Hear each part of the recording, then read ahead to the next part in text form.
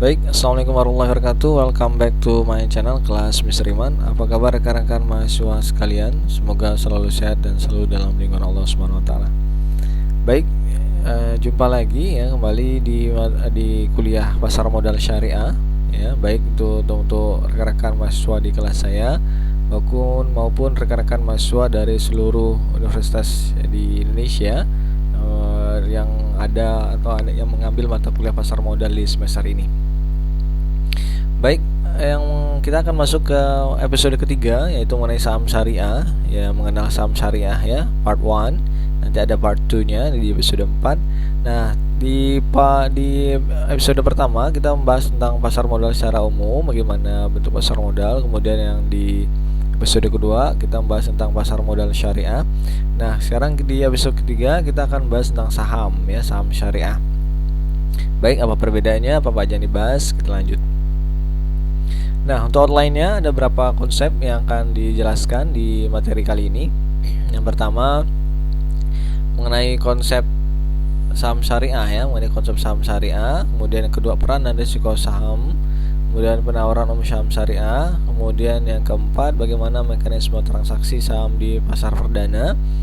Kemudian yang kelima, mekanisme transaksi saham di pasar sekunder. Dan yang keenam, mengenai penilaian saham. Baik, kita bahas satu-satu. Yang pertama mengenai konsep saham syariah. Nah, konsep saham syariah ini ya, konsep saham ya, di mana konsep saham telah sesuai dengan prinsip syariah. Jadi konsep saham syariah ya, di mana konsep sahamnya telah sesuai dengan prinsip syariah, yaitu merupakan kegiatan musyarakah atau syirkah ya, di mana penyertaan modal ya, satu pihak atau dua pihak atau lebih, yang di mana kedua pihak menyertakan modal dengan hak bagi hasil usaha. Dari pendapatan atau hasil usaha nanti akan dibagi sesuai porsi kesepakatan.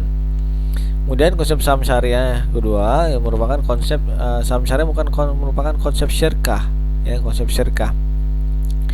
Nah, apa itu syirkah? Merupakan konsep kerjasama yang dilakukan oleh dua pihak atau lebih ya, biasanya bisa dengan hak bagi hasil usaha. Nanti ada dari dua pihak itu konsep kerjasamanya akan ada pembagian atau akan ada hak bagi hasil usaha ya. Kemudian dengan demikian berlaku ya al-ghunmu bil ghurmi ya, bersama keuntungan ada risiko yang harus ditanggung oleh kedua belah pihak yang bersyirkah ya, yang bersyirkah berarti melakukan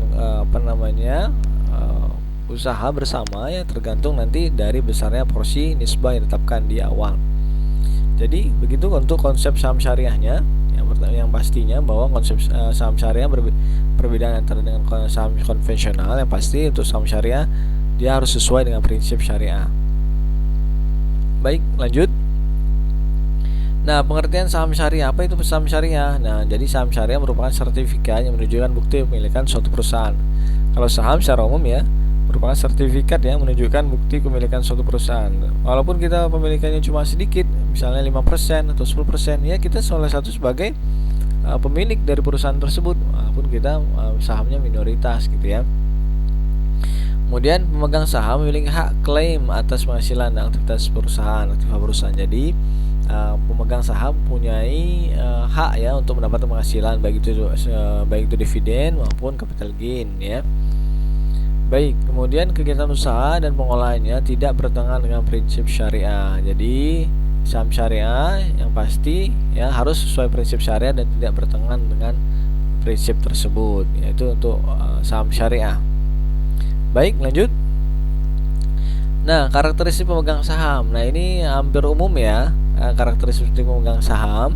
Yang pertama itu limited risk ya, pemegang saham hanya bertanggung jawab terhadap sejumlah dana yang disetorkan dalam perusahaan. Jadi untuk pemegang saham itu karakteristiknya ya, pemegang sahamnya hanya bertanggung jawab sejumlah dana yang disetorkan atau sejumlah modal yang dia setorkan. Kemudian karakteristik yang kedua, ultimate control ya, para pemegang saham secara kolektif akan menentukan arah dan tujuan perusahaan. Jadi karakteristik pemegang saham itu mereka mempunyai kontrol yang penuh ya, secara kolektif ya, dalam menentukan arah dan tujuan perusahaan, karena memang pemegang saham itu merupakan pemilik dari perusahaan itu. Kemudian karakteristik yang selanjutnya yaitu residual claim. Pemegang saham merupakan pihak terakhir yang boleh pembagian hasil usaha perusahaan dan sisa aset dalam proses likuidasi perusahaan setelah kreditur. Nah, ketika terjadi suatu dan antara perusahaan, maka yang mulai memiliki hak pertama adalah kreditur atau orang memiliki kredit dalam perusahaan tersebut, ya. Kemudian baru dibagi setelah itu kepada pemegang saham. Nah, itu merupakan tadi karakteristik dari pemegang saham. Baik, lanjut. Nah, kemudian kita akan belajar mengenai peran dan risiko saham. Apa aja perannya dan apa aja risiko yang ada di saham. Baik, kita lihat. Nah, peranan saham ya sebagai sumber pendanaan dan sebagai sarana investasi. Sebagai sumber pendanaan apa nih, Pak? Nah, merupakan salah satu cara perusahaan memperoleh modal usaha atau equity. Jadi, perusahaan untuk mendapatkan sumber modalnya yaitu melalui menerbitkan sahamnya. Kemudian, perusahaan akan mengeluarkan dividen bagi para pemegang saham yang besarnya ditetapkan dalam RUPS. Jadi setiap tahun itu biasanya perusahaan akan mengeluarkan dividen atau bagi hasilnya atau hasil keuntungan dibagi kepada pemegang saham yang besarnya ditetapkan dalam RUPS. Apa itu RUPS? Yaitu rapat umum pemegang saham, biasanya setiap 1 tahun sekali, ya. Kemudian sebagai peran saham sebagai sarana investasi apa aja? Nah, perusahaan atau individu yang memiliki kelebihan kas atau idle fund dapat diinvestasikan pada berbagai saham yang berpotensi memberikan keuntungan. Jadi, saham ini sebagai sarana investasi bagi orang-orang yang memiliki kelebihan uang, dana, tabungan, dan sebagainya untuk diinvestasikan pada saham. Nah, investor akan memperoleh 2 keuntungan dalam investasi pada saham, yaitu ada namanya capital gain dan ada namanya dividen. Dividen apa tadi ya? Hasil untung dari perusahaan dalam 1 tahun akan dibagikan sesuai RUPS. Kalau capital gain apa, Pak? Capital gain ini misalnya teman-teman beli awal cuma Rp1.000, kemudian pada saat setahun berikutnya teman-teman ingin jual ada jadi 2.000, dan itulah capital gain. Selisih antara harga beli dan harga jual pada saat teman-teman beli, ya. Teman-teman jual terakhir. Nah, baik. Nah, kita akan mempelajari kategori saham selanjutnya, yaitu berdasarkan kinerja perdagangannya. Nah, ternyata saham ini dibagi menjadi beberapa kategori, ya. Ya, ada beberapa kategorinya. Ada blue chip stocks, ada income stocks, ada growth stocks, ada speculative stocks, ada cyclical stocks, ada emerging growth stocks, dan ada defensive stocks, ya. Apa aja itu, Pak? Nah, kita belajar yang saham yang disebut sebagai blue chip stocks, yaitu saham biasa yang memiliki reputasi tinggi, ya, terunggul dalam industrinya, misalnya kimia farma dalam industri obat-obatan, memiliki pendapatan stabil dan konsisten membayar dividen. Nah, itu dia konsisten membayar dividennya atau bagi pada pemilik saham. Nah, kemudian income stocks, ya, saham dengan kemampuan bayar dividen lebih tinggi dari rata-rata dividen yang dibayarkan pada tahun sebelumnya. Nah, biasanya income stocks ini dia dividennya naik terus, ya, daripada sebelumnya. Kemudian growth stocks, saham memiliki pertumbuhan tertinggi dan terunggul maupun tidak unggul dalam industri sejenis. Jadi saham yang memiliki pertumbuhan yang tertinggi, ya. Jadi saham memiliki pertumbuhan baik itu aset segala macam, ya, tertinggi, ya. Kemudian ada namanya speculative stocks, yaitu saham yang secara konsisten memperoleh penghasilan dari tahun ke tahun, punya kemungkinan penghasilan yang tinggi pada masa mendatang, namun belum pasti. Jadi speculative stocks ini saham-saham yang konsisten memperoleh penghasilan dari tahun ke tahun, ya. Kemudian ada cyclical stocks, ya. Nah, apa itu cyclical stocks, Pak? Nah, merupakan saham yang tidak terpengaruh oleh kondisi ekonomi makro maupun situasi bisnis secara umum. Jadi sahamnya stabil, ya. Kemudian relatif stabil lah, ya, tapi dalam arti dia tidak terpengaruh terhadap ekonomi makro maupun situasi bisnis secara umum, ya. Kemudian ada namanya emerging growth stock, yaitu saham yang dikeluarkan oleh emiten atau perusahaan yang relatif kecil dan stabil meskipun dalam kondisi ekonomi yang kurang mendukung. Nah, ini emerging stock, ya. Kemudian ada yang terakhir ada namanya defensive stocks. Apa itu defensive stocks, Pak? Yaitu saham yang tetap stabil dari kondisi yang tidak menentu atau periode resesi. Jadi saham-saham ini relatif stabil, ya, apapun kondisinya defensif, bertahan, ya. Terutama saham-saham industri makanan, ya, kalau kayak Indofood gitu, ya. Kalau misalnya lagi pandemi juga dia tetap laku aja, ya. Lagi bencana dia malah laku juga, ya. Jadi seperti itu, ya. Nah, itu gambaran untuk kategori saham. Baik, selanjutnya kita akan membahas mengenai resiko saham, ya. Kita akan bahas mengenai risiko saham. Nah, apa aja Pak risiko saham dalam saham? Nah, sebagai instrumen investasi, ya saham tidak hanya memberikan keuntungan ya pasti ya, namanya investasi biasanya ada untung ada rugi ya. Nah, saham tidak hanya memberikan keuntungan, namun juga memiliki risiko. Nah, risikonya apa aja nih Pak? Nah, risiko yang melekat pada saham antara lain nih kita cek ya, kita pelajari. Yang pertama kerugian atau risiko yaitu pada saham ada namanya capital loss ya, dimana kondisi dimana investor menjual saham lebih rendah dari harga beli ya, ini capital loss ya. Kalau tadi namanya capital gain untuk pendapatan, nah ini ada namanya capital loss ya, dimana misalnya kita beli di awal harga 1000, ternyata pada saat jual tahun depannya cuma 500 gitu ya. Nah kemudian tidak memperoleh dividen ya, bisa aja ini ya, bisa kemungkinan tidak memperoleh dividen ya, jika perusahaan tidak memperoleh keuntungan yang dapat dibagikan sebagai dividen kepada investor. Mungkin perusahaan yang kita tanamkan usahanya tidak berkembang atau malah tidak memiliki keuntungan atau tidak laba atau malah rugi gitu ya. Kemudian yang ketiga ada namanya risiko likuidasi ya. Nah hal ini terjadi ketika perusahaan dinyatakan bangkrut oleh pengadilan atau perusahaan dibubarkan. Nah ini punya risiko juga ya. Jadi memang harus hati-hati dalam bermain saham. Harus lihat dulu fundamental dan sebagainya. Lanjut. Nah kita akan bahas kemudian lanjut mengenai penawaran umum saham syariah ya. Nah penawaran umum saham syariah ada beberapa tahap ya. Yang pertama persiapan ya, kemudian ada pernyataan pendaftaran, kemudian ada penawaran saham, kemudian ada pencatatan dan perdagangan saham. Nah yang pertama ya, persiapannya yaitu persetujuan pemegang saham ya, persetujuan pemegang saham pendiri melalui rapat umum pemegang saham. Jadi rapat dulu nih, para pemegang saham rapat ya, kemudian persiapan nih, kemudian penunjukan underwriter. Nah di yang no salah di pembahasan pertama episode pertama masalah kita ada bahas underwriter, dan episode kedua juga kita akan ada bahas underwriter lebih spesifik. Apa itu underwriter? Underwriter itu penjamin ya, ketika suatu perusahaan ingin IPO atau melantai di bursa saham atau melakukan penawaran umum saham, harus ada penjamin. Nah pihak underwriter ini penjamin untuk emisinya. Nah menunjukkan underwriter, profesi dan lembaga penunjang pasar modal untuk membantu mempersiapkan dokumen-dokumen yang diperlukan untuk disampaikan kepada OJK dan BI ya. Penunjangnya tadi apa kemarin itu ada apa? Ada advokat, ada notaris, ada akuntan dan sebagainya ya. Kemudian setelah itu ada pernyataan pendaftaran. Nah perusahaan menyampaikan pernyataan pendaftaran kepada OJK, Otoritas Jasa Keuangan. Nah kemudian setelah menyampaikan pernyataan, kemudian perusahaan menyampaikan beberapa dokumen ya, termasuk prospektus. Apa itu Pak prospektus? Nah prospektus itu gambaran atau gambaran tertulis ya dari perusahaan mengenai gambaran untuk kedepannya, dan gambaran mengenai sedikit ya, profil dari perusahaan, apakah nanti akan berkembang, apakah kemungkinan ada yakin akan berkembang atau misalnya mendapatkan keuntungan bagi para pembeli sahamnya nanti gitu ya. Nah kemudian khusus untuk entitas syariah wajib mengungkapkan informasi tambahan, yaitu pertama ini untuk syariah ya, anggaran dasar yang memuat ketentuan bahwa kegiatan dan jenis usaha serta cara pengelolaan usaha dilakukan berdasarkan prinsip syariah di pasar modal.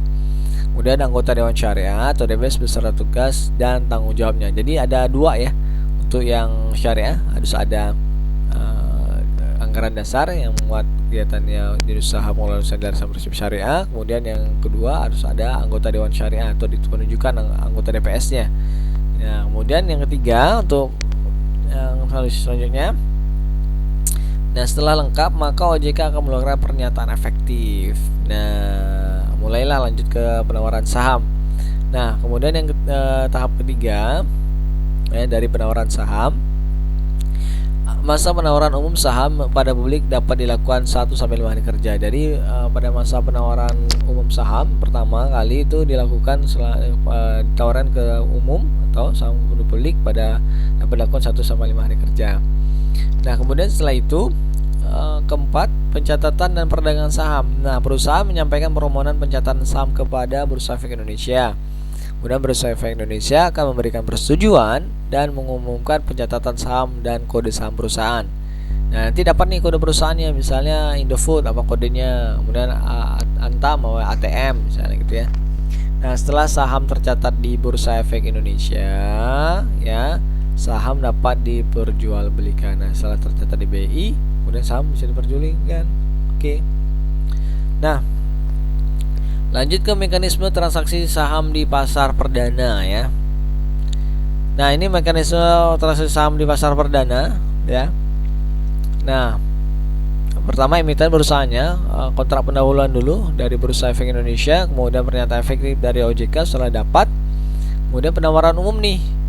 Nah, penawaran umum pasar perdana. Nah, pada para investor nih ketika dibeli, kemudian setelah ada pembelinya, ada pasar investornya, kemudian dilakukan pencatatan efeknya. Kemudian setelah itu barulah bisa dilakukan penjual beli di pasar sekunder, ya, di Bursa Efeknya, ya. Nah, ini untuk mekanisme pemilihan saham pasar perdana, ya. Nah, ini gambarannya. Ya, ini gambaran aja untuk teman-teman, untuk rekan-rekan sekalian. Lanjut. Nah, mekanisme transaksi saham di pasar sekunder, ya. Nah, tadi kita sudah perdana, sekarang sekunder, ya. Nah, mekanisme transaksi saham di pasar sekunder ini gambarannya. Yang ada pihak-pihak yang ini kemarin itu apa namanya? Nah, ya, lembaga-lembaga ya yang didirikan di bawah SRO, Service Regulatory Organization, atau ya ini termasuk RSO-nya yang mengatur jual beli mengatur transaksi, ya, mekanisme transaksi saham di pasar sekunder, ya. Nah, ada proses, ada investor, ada anggota bursa, maka dia akan bisa jual beli di situ, ya, melalui Kustodian Sentral Efek Indonesia, ya. Nah, ini perantaranya, ya. Ya, mekanisme pemilihan saham pada pasar sekunder, ya, secara ya mungkin detail atau secara sederhananya, ya, kita harus buka rekening efek dulu, ya.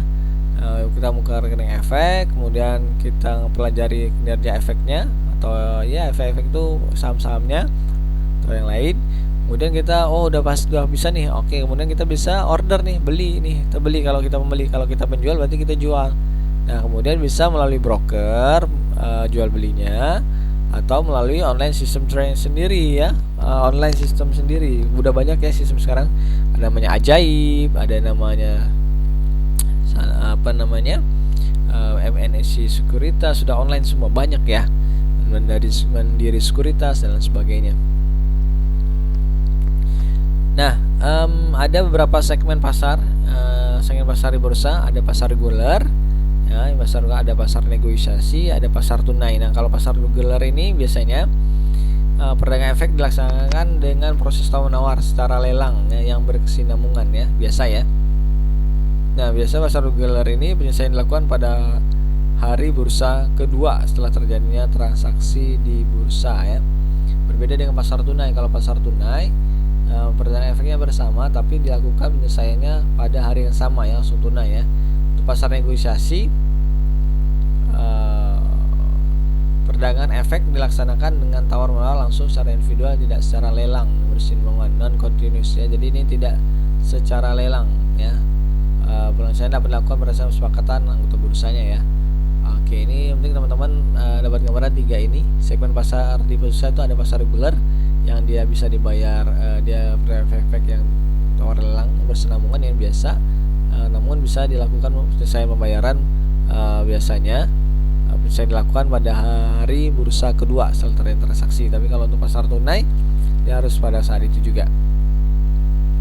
Nah, kemudian kita akan mengenal mengenai namanya Syariah Online Trading System. Nah, ini unik, ya, SOTS hanya ada di Indonesia. Ini sistem di kita, Syariah Online Trading System. Nah, SOTS ini adalah sistem perdagangan saham syariah online yang pertama dan satu-satunya di dunia, sehingga menjadi ciri khas tersendiri dari pasar modal syariah Indonesia. Jadi, yang punya SOTS ini baru kita, ya. Jadi, untuk SOTS ini Syariah Online Trading System di kita, ya. Nah, ini gambarannya. Existing investor itu investor yang sudah lama bermain, ya, atau sudah memang punya saham di situ dan lain sebagainya. Ada investor baru, ya. Kalau existing investor mengisi formulir tambahan untuk rekening efek khususnya syariah. Nah, kemudian dilakukan namanya sistem perdagangan syariah secara online, ya, langsung jual beli, ya, secara online sistem syariahnya. Kalau untuk investor baru ya, pertama dia harus buka rekening syariah. Nah, namun dia dilarang untuk margin trading ya. Margin trading dilarang, short selling, harus ada cash basis transaction karena ini syariah. Jadi harus cash basis ya, harus berdasarkan cash ya. Margin trading itu apa, Pak? Nah, kalau margin trading itu biasanya ya dia membeli di luar batas kemampuannya. Misalnya dia punya cuma di rekening efek ini 100 juta, namun karena dia pengen ini, dia pinjam nih. Nah, di situ ada turunannya. Nanti pinjam ke salah satu brokernya atau segala macam, namun di situ biasanya ada bunganya, uangnya dibungakan. Kalau short selling gimana, Pak? Kalau short selling ini biasanya menjual saham yang belum dimiliki ya. Biasanya juga minjem dari broker ya. Kemudian dilarang transaksi untuk yang baru dan transaksi syariah, dan dilarang transaksi dalam saham yang tidak syariah ya. Nah, jadi harus hanya berisi saham syariah dan produk syariah harus bisa. Jadi ini gambarannya untuk syariah online trading system ya. Oke, baik. Lanjutkan.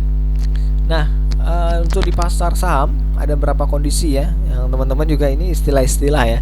Ini istilah-istilah yang unik ya kalau bagi saya. Nah, tapi teman-teman juga harus tahu nih, ketika orang bilang bullshit market, bullshit market, nah itu marketnya lagi mana masalah nih? Oh enggak, santai ya.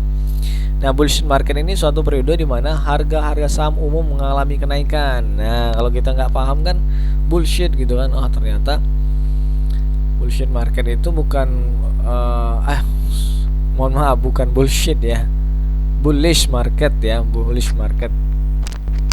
Nah, jadi teman-teman harus paham ya, bullish market ya, suatu periode di mana harga-harga saham umum mengalami kenaikan ya. Jadi kalau teman-teman ditanya atau misalnya dengar kabar mengenai bullish market, seperti ini bullish market ya, gitu ya. Jangan hanya dengarnya setengah-setengah, bullshit market, bukan, yang bullish market. Kemudian kondisi pasar yang kedua ada namanya sideways market ya, suatu periode di mana pasar tidak dalam keadaan bullish maupun bearish ya. Nah, bearish itu apa? Bearish market adalah suatu periode di mana penurunan secara umum saham ya dalam pasar saham selama periode waktu tertentu ya. Suatu periode di mana penurunan secara umum dalam pasar saham selama periode waktu tertentu. Jadi rata-rata saham-saham turun ya, ini namanya bearish market ya.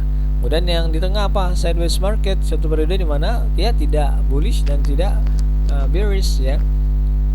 Jadi seperti itu, ini kondisi pasar saham ya. Jadi teman-teman istilah ini juga istilahnya udah harus tahu ya. Jadi istilah-istilah ini teman-teman udah familiar nih, karena kita sudah pernah bahas ya. Jadi ketika ada orang bilang bearish market, tahu. Kemudian ada bullish market, ini sahamnya lagi naik gitu ya. Nah, kemudian terakhir di pembahasan episode ketiga ini mengenai penilaian saham ya. Nah, ini menarik sekali ya kalau teman-teman ingin jadi investor atau punya uang lebih, dana lebih, dana idle untuk mau investasi. Penilaian saham, harus paham dulu mengenai penilaian saham ya. Risiko dalam investasi perlu dikelola sehingga risiko tersebut menjadi rendah dengan return yang cukup ya. Nah, penilaian saham yang pertama Pak? Yang pertama pasti harus ada, kita melakukan analisis fundamental. Analisis fundamental itu apa, Pak? Nah, metode analisis saham dengan menganalisa data informasi berhubungan dengan kinerja perusahaan. Jadi kita harus tahu dulu nih fundamentalnya. Perusahaan ini kondisinya seperti apa ya sekarang ya? Bagus nggak nih dia nih? Laporan keuangannya gimana? Nah, kemudian melihat juga laporan keuangan perusahaan menjadi sumber utama dalam analisis. Jadi kebanyakan lihat laporan keuangannya. Ini untung nggak nih? Performanya bagus nggak nih? Modalnya gimana nih? Kemudian labanya gimana? Nah, gitu ya, dilihat ya untuk analisis fundamental. Nah, namun untuk analisis teknikal, yaitu metode analisis kinerja saham syariah menggunakan pendekatan analisis pergerakan teknis harga sahamnya. Biasa kalau teknikal dia ngelihat pergerakan naik turun dari sahamnya itu, ini bagus enggak naik turunnya gitu ya. Gambarannya seperti apa. Nah, baik, lanjut ya. Nah, berapa rasio keuangan yang penting dalam analisis fundamental? Ya, analisis fundamental tadi apa? Ya, bagaimana kita ngelihat laporan keuangan ya. Nah, rasio keuangan. Nah, ini mungkin teman-teman kalau yang sedang belajar rasio keuangan sering ya. Nah, terutama untuk mahasiswa yang mengambil skripsi tentang rasio keuangan, ini sangat populer sekali ya. Sering banget dia bagaimana dia melihat kinerja ROA